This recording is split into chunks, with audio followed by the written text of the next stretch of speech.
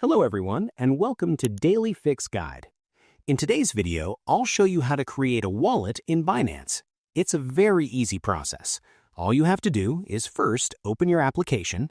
After that, simply click on your Binance profile logo at the top right corner. You need to ensure you are using the Binance Pro version.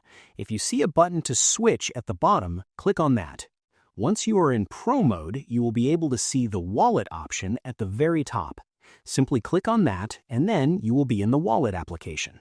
Wait for a few seconds, and it should give you a pop-up to create a new wallet. Now all you have to do is click on Create Keyless Wallet. This particular feature will not require any seed phrase. Just click on it, enter your fingerprints or biometrics, and then simply wait. Once the wallet has been created, it'll ask you to give a passkey or use an authenticator app. Choose whatever you want. For me, I'll simply go with passkeys. Simply click on Enable. Over here, you can add your new passkey. It will send you a verification email. Just simply go ahead and check that.